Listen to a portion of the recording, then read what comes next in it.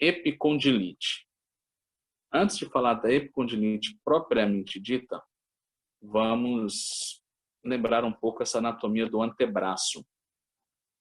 A epicondilite, quando a gente fala de epicondilite, a gente vai ao cotovelo, uma vez que tem epicôndilos também lá no fêmur, né, lá no joelho, a gente remete ao cotovelo quando fala das epicondilites. Então, nós temos o epicôndilo medial, o epicôndilo lateral, né? Tem o olecrano e os dois epicôndilos. As epicondilites vão acometer essas estruturas, né? Esses dois epicôndilos. E pela imagem aí, dá para a gente ver a quantidade de músculos que nós temos aí nessas regiões, do epicôndilo medial e do epicôndilo lateral. E nessa imagem, a gente está vendo assim, ó, a parte flexora, né? A parte que vai para a palma das mãos. Ainda tem uma parte lá atrás que não está aparecendo aí. Então, nós temos muitos músculos, né, que vão fazer a flexão do punho e dos dedos e que vão fazer a extensão do punho e a extensão dos dedos. Todos esses músculos vão estar envolvidos nessas patologias, né? Nós podemos ter duas epicondilites, a epicondilite medial e a epicondilite lateral. Por obviedade, uma vai a inflamação do epicôndilo medial na parte interna do braço e antebraço, né, na articulação do cotovelo, e a outra vai promover uma inflamação no epicôndilo lateral, que é na parte externa, né, do cotovelo. Então, essa primeira imagem foi só para mostrar para vocês aí a quantidade de músculos que nós temos nessa região de antebraço, né? E outra imagem agora a gente já começa a diferenciar. Tem epicondilite lateral e epicondilite medial. Essas duas fotos representam muito bem as duas patologias que a gente está falando. E esses slides já estão lá no mural, tá? No Classroom, melhor dizendo. Tá bom? Eu também mando aí para representante, tá? Assim que a gente acabar. Então, olha só. Nós temos na imagem de cima, que é como se fosse a minha mão, né?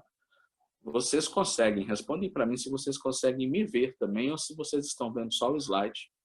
Só para eu saber se eu não estou fazendo mímica aqui igual um bobo ou se vocês estão acompanhando o que eu estou falando e fazendo.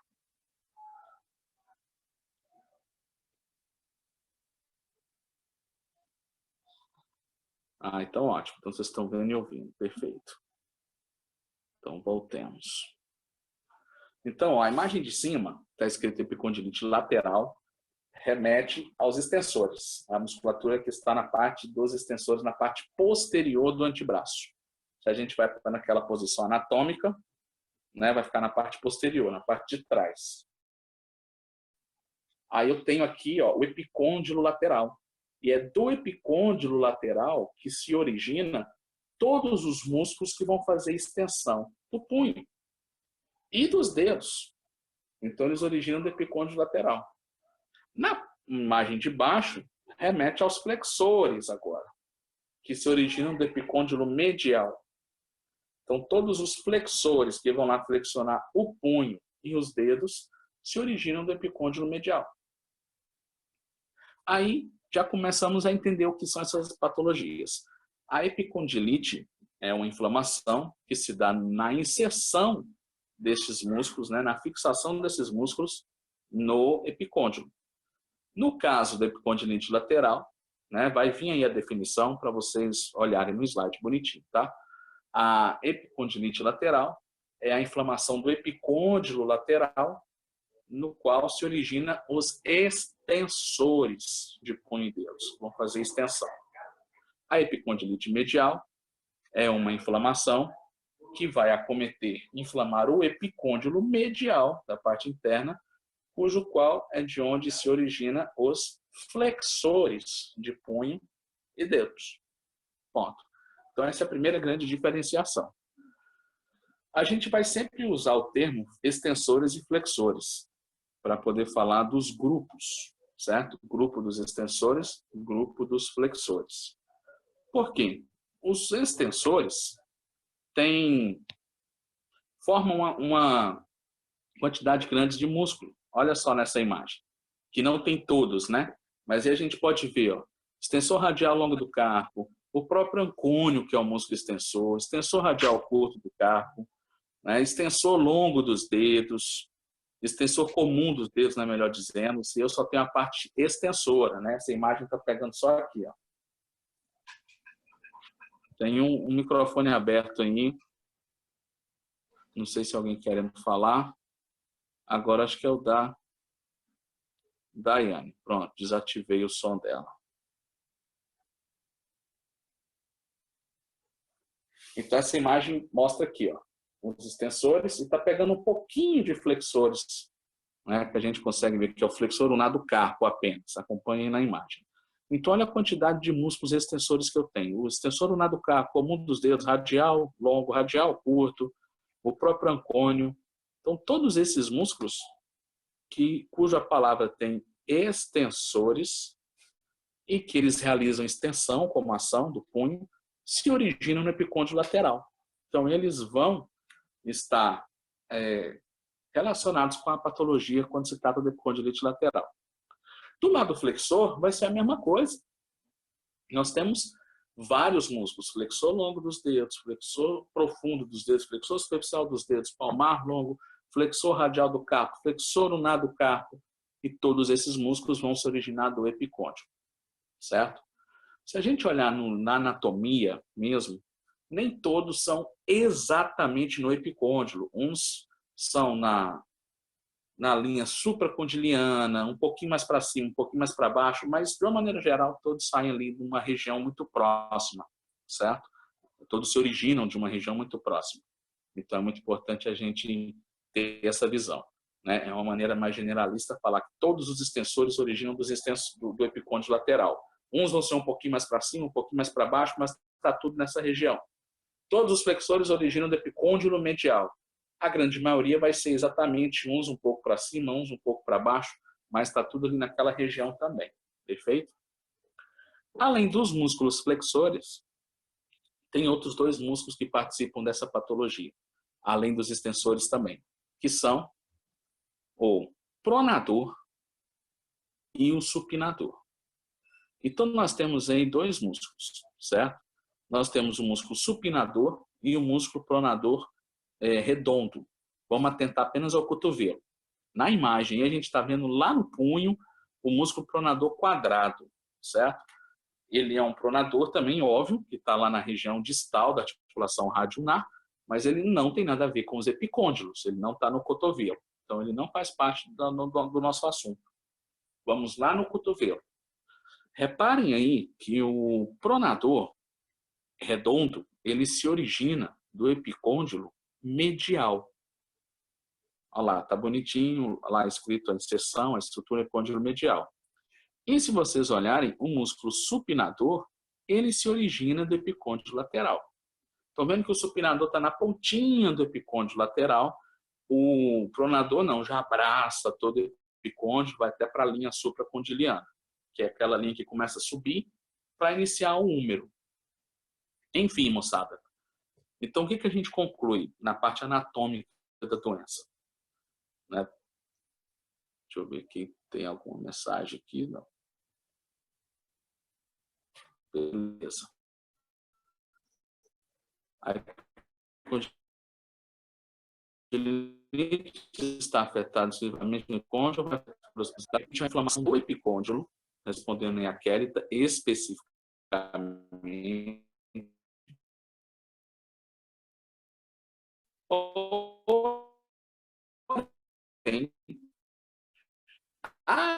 Certo? O foco, o epicentro da dor, digamos assim, né? O núcleo da dor são os dois epicôndilos, ou medial ou lateral. E aí, olha só o que a gente conclui agora. Quando eu falo do epicôndilo medial, que vai culminar na epicondilite medial, eu tenho no epicôndilo medial a origem de todos os flexores de punho e dedos, e tenho também a origem do músculo pronador redondo. Ponto. Quando eu falo do epicôndilo lateral, eu vou falar de todos os músculos extensores de punho e dedos e também vou falar do músculo supinador. Então, supinação, quando a gente faz, a gente também exerce a função de um músculo que se origina do epicôndilo lateral. Pronação, quando a gente faz, a gente também exerce a função de um músculo que origina do epicôndilo medial. Então, nas epicondilites, toda essa musculatura vai estar envolvida. Para a gente fechar, epicôndilo medial, ou epicondilite medial, vai ter afetado os músculos flexores de punho e dedos e o pronador redondo. Na epicondilite lateral, vai estar afetado os extensores de punho e dedos e o músculo supinador.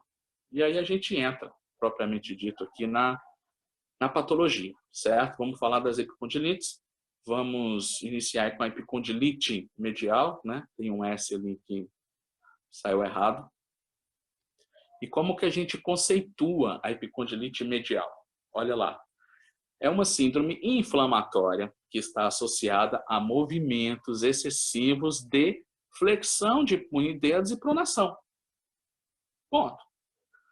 É muito simples entender epicondilite e é a doença mais comum do membro superior. É a doença que mais afasta funcionários no membro superior. Por que o conceito é tão fácil? O conceito é isso que a gente falou.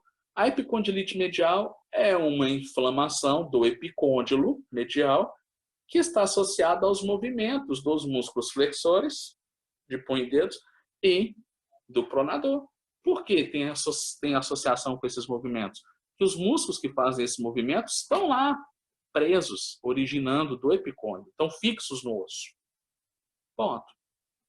Continuando, envolve os músculos e tendões do antebraço que se localizam do epicôndilo medial e vão se inserir lá no punho e dedos através dos seus tendões. Então, beleza. A epicondilite medial é uma inflamação do epicôndilo.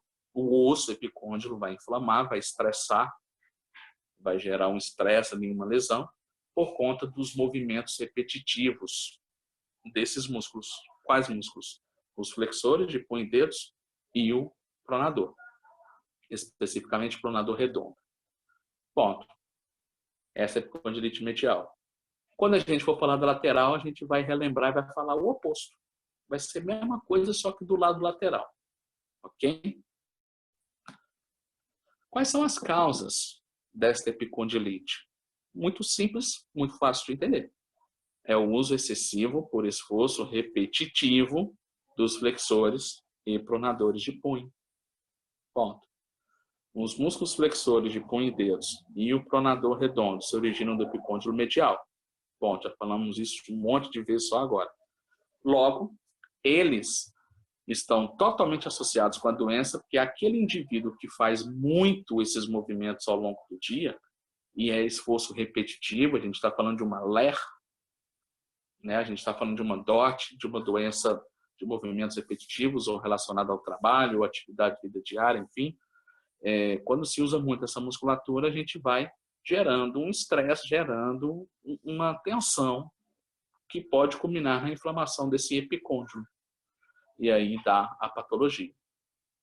É mais uma patologia que acontece por overuse, aquela palavrinha que a gente tanto usa aí, né? O uso excessivo de alguma coisa. No caso, o uso excessivo dos flexores de punho e dedos e do pronador redondo. Ponto. É frequentemente observado em pacientes, atletas praticantes de golfe, praticantes de alguma modalidades que usam muito esses músculos flexores e pronadores, né, lançamento de dardo, mas também cada vez mais comum em outras atividades repetitivas, né, como a costura, o call center para se digitar, aí na figurinha está o martelo, o carpinteiro, o pedreiro, né, que martelo ele tem que segurar, empunhar, né, o cabo do martelo e ficar com os flexores fechados e firme e batendo ali várias vezes no dia. Então, são movimentos repetitivos. Dois tipos de início de sintomas podem ser observados: início súbito e início tardio. No caso da epicondilite medial, ela tem uma característica muito mais crônica do que aguda do que traumática. Vocês não vão ver na definição aí que é um trauma, uma pancada no cotovelo. Uma pancada no cotovelo, se eu tomar uma pancada no epicôndilo, pode inflamar ele? Pode, claro que pode. E, inclusive a musculatura. Mas isso não é muito caracterizado como uma epicondilite. Né? Vai ser uma inflamação, beleza. A epicondilite se dá por esses movimentos repetitivos, é uma doença laboral, é uma doença relacionada ao trabalho. Né? Ela pode vir de uma vez, como diz aí, subitamente, ou ela pode também gradativamente vir aumentando, e o paciente percebendo isso quando já está até um pouco avançado. Né? Que no início da doença a gente reclama que está incomodando, mas segue a vida que segue, só quando chega num ponto, né, bem crítico que a gente vai preocupar. Quais são os sinais e sintomas do paciente que apresenta epicondilite medial? Dor no epicôndilo medial, na proeminência óssea, na face medial do cotovelo. Qual que é a proeminência óssea que nós temos na face medial do cotovelo? É o epicôndilo medial, está aqui. Então o paciente vai ter dor nesse epicôndilo, a gente palpa, ele já vai reclamar de dor. Tá? A dor piora quando ele realiza a flexão do punho ou dos dedos com resistência. Por exemplo, vai pegar um peso, ele pega um peso para poder segurar e fazer um movimento. Pegar um prato de comida, é clássico, está escrito na literatura. O paciente vai pegar um prato, assim, dessa forma. Né? Ele vai pegar um prato de comida assim, ele tem que manter isometria, contração dos flexores. Ele não aguenta, dói lá no epicôndilo, dói bem, porque ele usa a musculatura. Então, a patologia que quem é leigo, né, que não é da área, acha estranho, porque ele mexe na mão e dói no cotovelo. Mas é porque os músculos saem daqui e vão terminar lá na mão, como a gente viu lá nas imagens, certo? A dor também piora quando faz a pronação. Então, os sinais e sintomas são muito característicos também. O paciente vai ter dor no epicôndilo e a dor piora quando ele usa a musculatura flexora e pronadora. Que na hora que ele contrai o músculo, lá na sua origem dá uma cutucadinha lá no osso. Realiza um estresse, uma força no osso. Isso incomoda. Com o tempo, a musculatura, quando mexe, dói. E o que ele vai fazendo? Ele vai mexendo menos. Pô, toda hora que eu contrair esse músculo, dói pra caramba no meu epicôndilo. Então, eu não vou mexer menos esse músculo. O que isso vai gerar? Fraqueza muscular. O músculo vai ficando fraco. Vai ficando menos resistente. Né? Como a gente pode falar no caso desse tipo de característica de patologias laborais. Vai ficando menos resistente. E aí, olha só uma estatística. Cerca de 50% das epicondialgias, ou seja, epicondialgia é dor no epicôndilo, certo? Tem relação com sintomas neurológicos. O que seria sintoma neurológico? Bem aqui no epicôndilo medial, se vocês pegarem o epicôndilo medial de vocês, tentem aí, e o olécrano, um dedo está no olécrano, bota o dedo indicador no olécrano e o polegar no epicôndilo medial. Pronto. Entre os dois, vai ter um buraco. Esse buraco aqui que eu estou com o dedo. Este buraco é onde passa o nervo ulnar.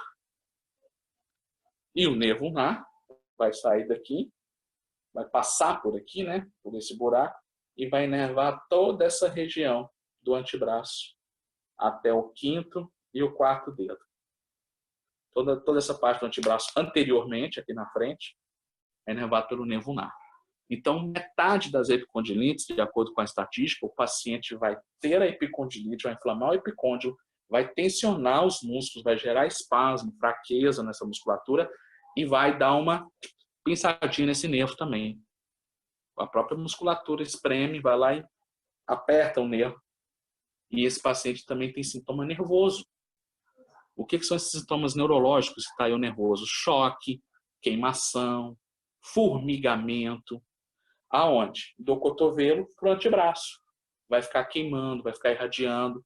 Então, se o paciente relatar que também tem essa sensação de choque, queimação, formigamento, é tudo a mesma coisa, só que cada paciente interpreta de um jeito. Tem paciente que acha que é um tanto de formiguinha andando, tem paciente que acha que está pondo fogo, tem paciente que acha que estão dando choque, né? Isso são características e sintomas nervosos, de irradiação nervosa. Então, as epicondilites também têm total relação com a compressão do nervo ulnar. E o motivo é anatômico. O nervo ulnar está bem ali no epicôndilo, passa muito próximo. E o espasmo da musculatura, o estresse que a musculatura vai gerando, os movimentos repetitivos, até a inflamação que vai se dando ali, pode sim afetar essa região, tá bom? Diferente do lateral, já pegando um gancho. No lateral, a gente não tem um nervo que passa ali do lado. Tem um nervo radial que passa próximo ao olecrano, mas é muito mais incomum ter essa relação no lateral. No medial, aí, ó, tá escrito que metade das epicondilites vão ter uma compressãozinha, uma lesão nervosa, uma neuropraxia, ou até mesmo a axonotimese, né, a lesão nervosa, bem relacionada com metade dos casos, certo? Como se faz o diagnóstico? E a gente está perdendo mais tempo aí para falar do medial, né? Quando for falar do lateral vai ser mais rápido, porque é a mesma coisa, a gente só vai mudar o endereço, né? Como que eu faço o diagnóstico? O diagnóstico da epicondilite é muito fácil, é clínico, a gente consegue fazer isso na avaliação, tranquilo. Primeira coisa que eu gosto de escrever, que você sabe, é a anamnese, não é? Então, anamnese, oi, bom dia, paciente, seu nome, seu endereço, sua profissão, ponto. A profissão já vai nos dizer aí algumas coisas, né? A profissão do paciente já nos vai induzir se ele faz algum trabalho manual, braçal, repetitivo, usando a musculatura flexora ou que seja extensora, para outra epicondilite, para lateral, né? Mas no caso da medial, a gente vai ver se ele está usando muitos flexores e pronador. Ponto. Após essa ideia da profissão, esses dados, vai vir a queixa principal dele, vai falar que tem dor no cotovelo, vai falar que não consegue pegar a pasta. Muitos representantes comerciais, as pessoas que representam medicamento, representa empresa de telefonia celular, eu sou vendedor da TIM, sou vendedor de não sei o quê, de Mary Kay, diz que bota a pasta, pega uma pasta, pega ela pelo braço e sai andando com ela. Então ele fica o dia inteiro levando essa pasta para cima e para baixo, e para levar a pasta, o punho fica cerrado para segurar na alça da pasta. E às vezes é uma pasta cheia de coisa, pesada. Por mais que o braço está ao longo do corpo, está lá balançando, andando, a contração dos flexores fica constante, certo? E é uma das grandes causas também. Não estou conseguindo carregar minha pasta de trabalho, não consigo pegar um prato de comida, como disse para vocês, dói no epicôndilo. Então, essa é uma das queixas que ele vai dar. Ponto. Além da queixa principal, vai vir a história, quanto tempo tem, né? Como que começou, você consegue identificar? Não consigo. Normalmente o paciente não vai conseguir falar o dia que começou, porque ela vem gradativa, ela é crônica, ela é por movimentos repetitivos, né? Então ele vai falar, tem mais ou menos 6 meses, 3 meses, 1 mês, ixi, já tem 2 anos. Cada um vai ter sua história, né? Beleza, na hora que o paciente já te conta que está doendo o cotovelo, você já, opa, pode ser epicondilite, que o cotovelo tem outras patologias também, né? Claro. E ele fala da profissão, opa, tem a ver com movimentos repetitivos dessa musculatura. Né? Aí vamos lá fazer exame físico. Aí nós vamos palpar a região. Aí quase que já fecha o diagnóstico.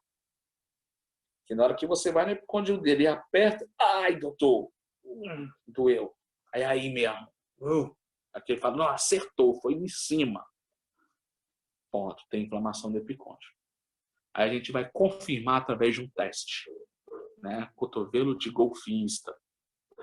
Teste que vocês conhecem, lá da semiologia, que é um teste muito simples, né? A gente coloca o paciente com o bracinho dele na mesa, né? Vou colocar um pouquinho mais alto assim para vocês verem. Fecha o punho, ele vai botar uma mão em cima dos dedos, aqui no punho do paciente, certo? E pede para o paciente fazer a flexão. Ele vai fazer flexão de punho, fazer esse movimento. Ele vai flexionar o punho. E você vai resistir. Na hora que ele começar a flexionar contra a sua resistência, ele vai sentir dor lá no cotovelo. Olha que legal. Mexe aqui e dói lá. Não é a mesma musculatura? Então, se ele sentiu dor no cotovelo, acabou. E essa dor pode ser no cotovelo e no trajeto do músculo. Tanto porque o músculo já pode estar bem comprometido, quanto aquela irradiação nervosa também, lembra? Do nervo ulnar. Então, pode doer aí. Esse teste pode ser feito de forma concêntrica, a gente segura e pede para o paciente flexionar, ou ele pode ser feito de forma excêntrica. Eu peço para o paciente flexionar primeiro, ele flexionou o punho, agora eu falo, paciente, eu vou empurrar e você segura. Então, você, terapeuta, empurra o braço, o punho dele para a posição neutra e ele segura.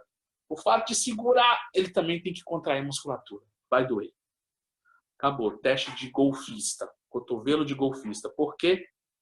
O nome vem do esporte, literalmente, que é um esporte que tem uma grande incidência de pessoas que têm esse epicôndilo inflamado. Certo? Bom, a gente também tem, além disso, a possibilidade de um exame complementar, mas é raríssimo pedir exame complementar numa epicondilite. Desnecessário. Só se tiver muita coisa ali te confundindo, mas olha, eu nunca vi, né? Chegar a pedir um exame, um raio-x não vai dizer muita coisa. O raio-x vai simplesmente acusar se tiver alguma fratura, né? Mas pode sim, Carol, pode, na hora que quiser perguntar, pode liberar o áudio aí e falar. Vai lá. Professor, na síndrome do impacto, quando você coloca a bolsa, que você deu esse exemplo, aí aquela bolsa todo dia vem a dor, né? Agora você deu o exemplo da maleta, segurando a mão, pode ser que venha a ter uma epicondilite, né? Pelo movimento repetitivo. Certo. Uma coisa não tem nada a ver com a outra. Mas a pessoa, bom, eu acho, né? Não tenho certeza. A pessoa pode ter a síndrome do impacto junto com a epicondilite? Na síndrome do impacto, o principal é quando o ombro é elevado de 90 para cima, lembra? Então, a relação de carregar a bolsa, muitas vezes o paciente carrega a bolsa, não é ela o principal causa da epicondilite. Né? Perdão, da síndrome do impacto. A principal causa da síndrome do impacto é literalmente elevar o braço aqui acima de 90. E quando se eleva acima de 90, diminui o espaço subacromial, lembra? Que vai impactar.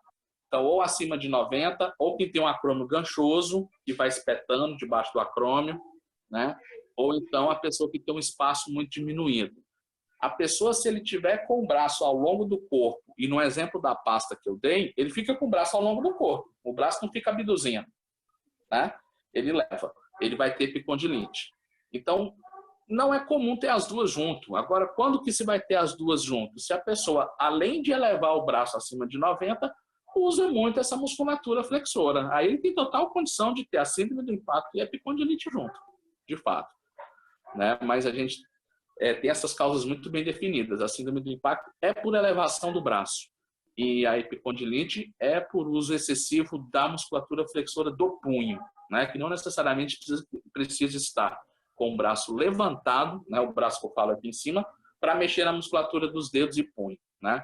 Quando os dois estão acontecendo junto, de fato, pode ter as duas patologias, mas elas também acontecem muito separadamente. Entendi. Obrigada. Certo? Então, moçada, exames complementares, o raio-x, se o paciente tiver com muita dor, inchar, ficar, né, bem edemaciado, você pode associar, pensar que teve alguma fratura. Mas, normalmente, a epicondilite absolutamente não carece de exames complementares.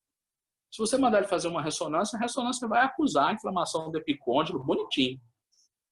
Né? Mas não é necessário. Também, você consegue fazer isso de forma clínica, avaliando o paciente. Né? E depois do diagnóstico, como que eu vou tratar essa epicondilite? Antes de falar do tratamento da epicondilite, eu vou falar da epicondilite lateral. Vamos passar aqui a epicondilite lateral para a gente ver as pequenas diferenças. O tratamento vai ter praticamente a mesma essência. A diferença é que Um é de cá e o outro é de cá, certo? Um é flexores e o outro são os extensores, beleza? Então, olha só. Olha o Nevunar, eu coloquei essa fotinha para mostrar para vocês. Ó. Tá vendo o Nevunar bonitinho aí embaixo, na imagem? Passando bem no epicôndilo medial, ó, na parte interna do cotovelo. Ele sai lá do pescoço, como está escrito na foto de cima, como está determinando lá na foto de cima, e desce pelo braço. O Nevunar sai da C7, C6, C7, né? Cervical baixa, que sai as raízes do Nevunar, e C8. E aí eles vai descendo pela axila, pelo braço, e passa bem ali no epicôndilo medial, um fiozinho amarelo, e vai até o quinto e a metade do quarto dedo, bem no trajeto dele. Algumas patologias a gente tem que, em alguns casos, ver se o paciente não tem nenhum problema na cervical, tá? Tá travando ainda? Ou deu uma melhorada? Vou repetir essa parte do Nevunar. Vamos lá. Na imagem, a primeira imagem, a de cima, vocês estão vendo uma dor saindo da cervical e indo até o braço, né? Então, toda dor no braço, a gente tem que ter atenção à cervical. Pode ser que o paciente está com queimação no cotovelo e o problema seja na cervical. Né? Então, a gente tem que fazer essas averiguações sempre. Agora, na segunda imagem, na de baixo, é só para ilustrar para vocês o Nevunar.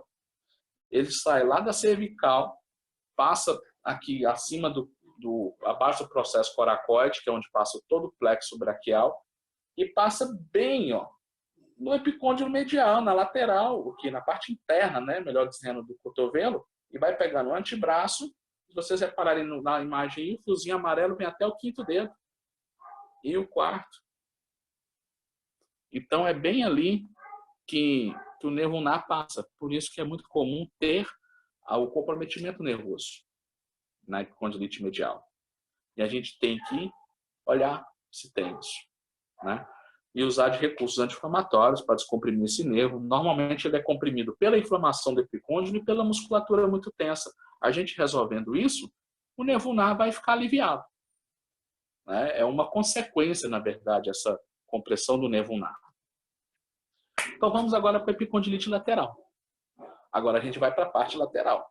Então fica muito fácil, mais fácil ainda entender agora a epicondilite lateral, uma vez que a gente já falou tudo isso da medial. Né? Vamos lá, qual que é a definição? É uma inflamação dos tendões do cotovelo que atinge principalmente os músculos extensores do punho e dos dedos. Então, se tem inflamação dos tendões, é importantíssimo acrescentar aí uma inflamação no epicôndilo, certo? O osso epicôndilo fica inflamado junto com a musculatura. Então, quando a gente fala de epicondilite lateral, a gente fala dos músculos extensores e supinador, que nem está escrito aí. Quando a gente fala do medial, a gente fala dos flexores e pronador. Lembram? É só a gente pensar que é certinho um antagonista ao outro. Extensão e flexão são antagônicos, né, são contrários. Pronação e supinação são também antagônicos. É um contrário do outro certinho. Quais são as causas da epicondilite lateral? Excesso, uso excessivo ou incomum dos músculos extensores e pronadores. Os pronadores agora entram, só que corrijam aí por gentileza, tá? São os supinadores de cotovelo e de antebraço, né? Na verdade, supinador do antebraço que vai causar epicondilite lateral, porque ela se origina do epicôndilo lateral. Se é na hora de eu digitar e mudar de um para o outro, eu esqueci de alterar isso daí.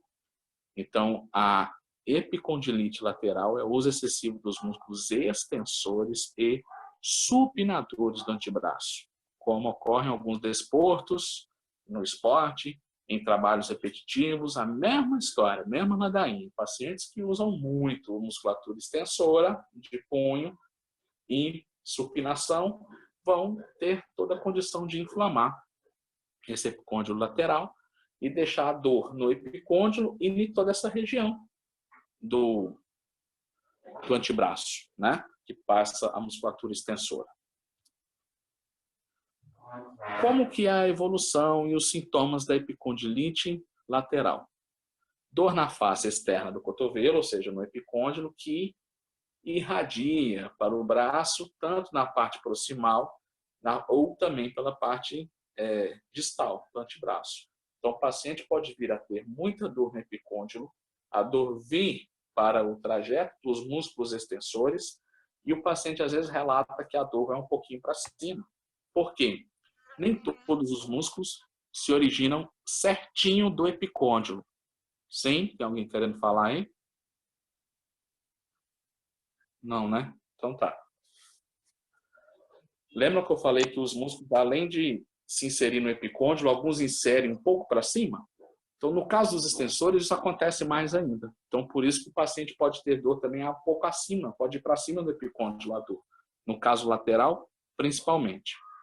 Essa dor pode irradiar até o punho, que é o trajeto dos músculos, principalmente ao levantar qualquer objeto. Levantar é pegar um objeto e usar a extensão, né, a extensão do punho para poder fazer esse movimento. Sempre que contrair o músculo, o sintoma vai piorar. Então, o paciente tem dor no epicôndilo. Tá doendo? Tá doendo no repouso. Então, tá bem inflamado. Na hora que ele pegar uma peça, uma resistência, que tiver de manter estendido, vai doer mais ainda. Ponto. Gestos de rotação do membro, fazer prono-supino, abrir uma maçaneta, que você tem que fazer a supinação para abrir, não é? Você pega na maçaneta e roda. Então, isso dói, incomoda, não é? Acaba tornando bem complicado atividades da vida diária. É muito comum para professores. Está sendo uma patologia novíssima para nós, professores, sabia? A epicondilite, por conta dessa forma remota aqui de trabalhar. Já tem na faculdade na Uniplan teve uma só que falou, mas lá na outra lá, a gente tem uma galera que já está reclamando de dor no epicôndilo. Eu tenho uma professora que está com epicondilite já, e alguns reclamando de muita dor na cervical por conta dessa posição e sem encostar o braço, sem ter ergonomia. A gente está fazendo na sala de casa e tudo, enfim. Então está sendo uma patologia que está aparecendo. Todos os músculos vão ser comprometidos. Deixa eu ver aqui. Na epicondilite, todos os músculos são afetados ao mesmo tempo? Sim, porque eles são usados simultaneamente, né? Quando eu faço flexão de punho, eu uso todos aqueles. O ulnar do carpo, o radial do carpo, dos dedos, o superficial, o profundo, certo? A gente tem que só dividir, Kelita, o lateral do medial. Na epicondilite medial, eu vou ter todos os músculos mediais comprometidos. Na lateral, todos os músculos laterais, que são extensores e supinador, comprometidos, certo? O que pode não ser tão comprometido junto é em relação aos flexores e pronadores, em relação aos extensores e supinador. Por quê? Na epicondilite medial, o paciente pode ter ela porque ele faz muita flexão, ele nem faz tanta pronação. Mas só isso já garante. Aí todos os flexores vão estar comprometidos. E se o paciente faz só pronação, ele também pode ter a musculatura comprometida da mesma forma. Então, a gente tem que separar por partes, né? A parte medial sempre vai ter flexores ou pronadores comprometidos, e muitas vezes os dois juntos. Na parte lateral, eu sempre vou ter os extensores e supinadores comprometidos, não necessariamente os dois juntos, né? Tem que fazer essa divisão. O diagnóstico, idêntico. De novo, anamnese, profissão, muito importante, idade, nome, tudo aquilo. A queixa do paciente vai ser a mesma coisa, só vai mudar o lado.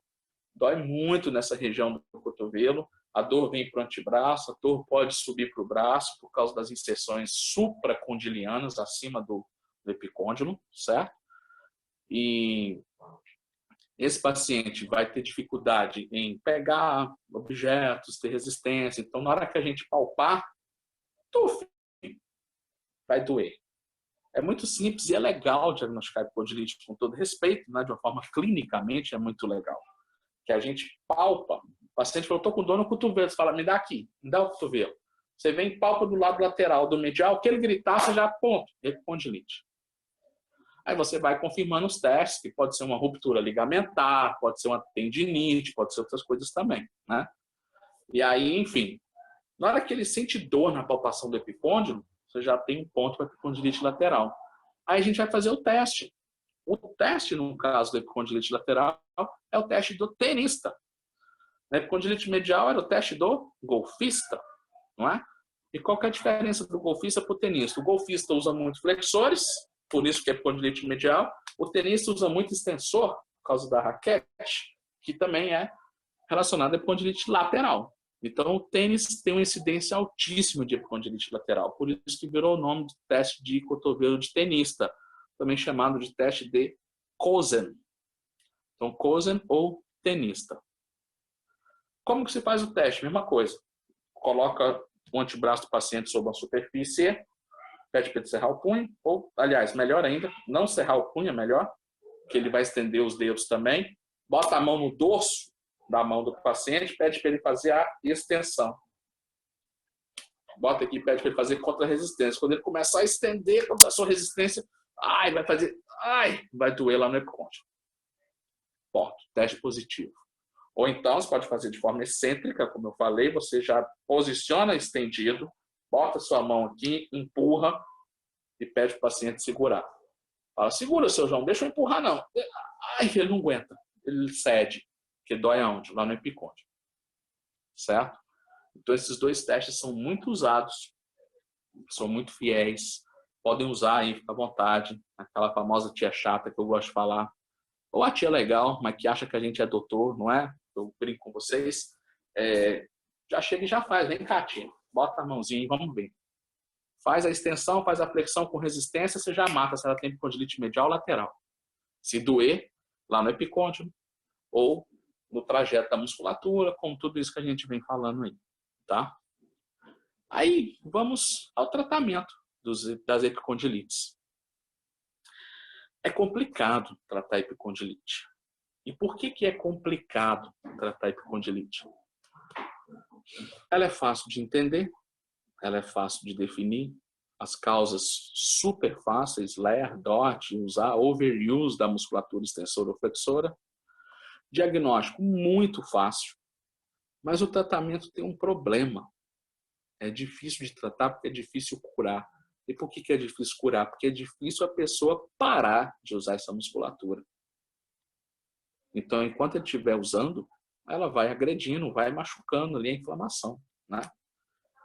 E principalmente por ser uma doença totalmente relacionada ao trabalho.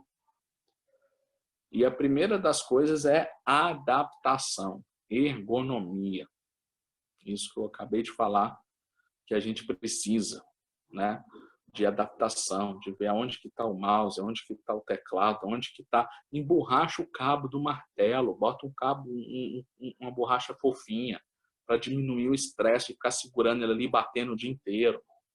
Então, o que seja na máquina, na indústria, ou dentro de casa, na TI, no escritório, a gente tem que adaptar para judiar menos da musculatura. Porque a musculatura, ela é estressada, que ela está sendo usada, lembram? Não é nem que ela é usada com muita força. A força é pequenininha, mas é repetitivo. É aquela água mole, pedra dura, tanto bate até que cura, né? Então, é isso que a gente vai tendo que observar no paciente. Isso é o principal. A gente faz o recurso anti-inflamatório, alonga, fortalece, isso a fisioterapia faz top. E melhora. Mas vai dar 1 a 2 semanas, volta de novo se ele não mudar, se ele não adaptar. Tem situações que é totalmente mudáveis, né, ou adaptáveis. Tem situações que isso é mais complicado. A empresa não tem estrutura, o patrão não vai deixar, ou ele não consegue mexer. E aí, enfim, a gente tem que usar aí dessa área riquíssima, né, que é a fisioterapia laboral, a fisioterapia ergonômica, para tentar orientar o paciente. Mas esse paciente tem dor, esse paciente tem limitação, esse paciente tem inflamação, esse paciente tem fraqueza muscular, não tem encurtamento, tem espasmo, então isso a gente vai tratar. Na epicondilite, é uma característica extremamente crônica, a patologia que vem crescendo ao longo do tempo. Então, é super importante a gente usar recursos favoráveis para esse tipo de situação, para a dor crônica, né? E a gente dá mais atenção à termoterapia, o calor para relaxar essa musculatura, para poder trabalhar essa parte inflamatória, que não é uma inflamação aguda, com muito calor, rubor, não é essa característica. Caso esteja inchado, dor, muita dor, quente, a gente não vai usar o calor. Muito entendido isso, aí pode dar opção para o frio, mas na grande maioria das epicondilites não está nessa situação. Então a gente vai usar uma coisa que é muito legal usando a crio, que funciona muito bem, é a criomassagem. A gente pega uma pedrinha de gelo, e pega o epicôndilo lateral e não deixa ele mantido, não é gelo mantido. A gente vai massageando com gelo. Isso faz muita diferença. Faz a criomassagem. Vem fazendo. Isso é anti-inflamatório, isso é legal. Rodando, até o gelinho derreter. Fica lá, 5, 10 minutos. Em cima do local. Se for no medial, é uma coisa. Nós vamos passar. Vai passando. A gente usa o gelo até para ir liberando a musculatura, dando a relaxada, aperta ele, vai passando nos músculos extensores, se for o caso da lateral. Vem passando gelo, vem fazendo isso. Se for na medial, a gente vem também na musculatura flexora, vai levando no epicôndilo, e é muito bom, né? O contraste, que é associar... Espera aí que eu já respondo, querido. O contraste é bom associar nessa patologia, então a gente faz a criomassagem e tudo, e vem, coloca o calor, tira o calor, faz mais criomassagem, vai colocando 3 minutinhos de cada, tira o gelo, bota o calor, deixa esquentar, tira o calor, bota a criomassagem. É muito bacana usar o contraste, né? Ele tem um tempo. A parte inflamatória, como eu falei, a gente consegue resolver bem. Então, você pode, às vezes, com 5 sessões, você já desinflamou o epicôndilo. E dá orientações para a musculatura e tudo. O problema é como que esse paciente vai lidar com ela depois. Ele vai mudar o ambiente de trabalho, ele tem que te contar como é o ambiente de trabalho, você tem que perguntar como que é, as ferramentas que ele usa, como que ele senta, como que ele anda, como que ele mexe com o braço. Tem situações que nós, fisioterapeutas, vamos até o local do trabalho. E olhar, pede para ele tirar foto. Tira a foto do seu ambiente, me manda no WhatsApp, para eu poder ver onde é que pode, o que a gente pode fazer. O que mais vai garantir o tempo do tratamento é isso. São as orientações e o paciente tem a sua responsabilidade nisso também. Mas, repetindo, lá no consultório, eu e o paciente, a gente desinflama, a gente fortalece. Pode ser 5, que seja 10 sessões. Um mês a gente resolve, ou até menos. Mas é a manutenção disso que vai garantir, né? Se ele adaptar e conseguir uma adaptação, ele vai estar curado. Se não, vai ser uma patologia reincidente. Tem gente que tem epicondilites aí, ó, todo semestre. Dói. Né? Porque o trabalho não permite a cura. Então, a resposta é essa, né? Depende muito da condição que o paciente vai ter depois do tratamento. Então, já que é difícil, ou tem uma média de tempo. Então, é isso. A média de tempo, a gente fala para o paciente, olha, a gente vai aliviar esses sintomas rapidinho. 3 semanas, se fizer 2 vezes por semana, 5 sessões, 6 sessões, ele já está muito melhor. Muito. Agora, a gente tem que desenhar para o paciente, falar com ele que se ele não fizer por onde também, ele não vai voltar. Né? Isso é muito importante. Então, moçada, depois que a gente usa essa parte inflamatória, ultrassom é legal, ultrassom anti-inflamatório, né? Para poder tirar essa inflamação. A gente vai ter que fazer um trabalho também de fortalecimento da musculatura. E é legal fortalecer e alongar muito, aqueles alongamentos clássicos dos flexores, dos extensores, flexores, mas alongar mesmo, cotovelo esticadinho, sem dobrar, puxou, pede para o paciente empurrar ao contrário durante alguns segundos, empurra, sem mexer, solta, aí você alonga, vai doer, né? Fortalecimento priorizando a resistência muscular. Então, é fortalecimento com muitas repetições, trabalhar contrações excêntricas, freando o movimento, com carga. Né? Se colocou carga e está doendo no epicôndilo, então não é hora de pôr carga ainda, porque ainda está inflamado. Vamos lá desinflamar, vamos mexer no epicôndilo, e depois ele vai mexer na musculatura, já começa mais devagar. Então, a gente tem que alongar, tem que fortalecer e tem que desinflamar. Esse é o objetivo do tratamento fisioterapêutico. E o principal, a orientação. Colocar esse paciente ciente de que se a gente não mexer lá na causa, e onde é a causa? É o trabalho, é o movimento repetitivo, ela vai voltar. Beleza?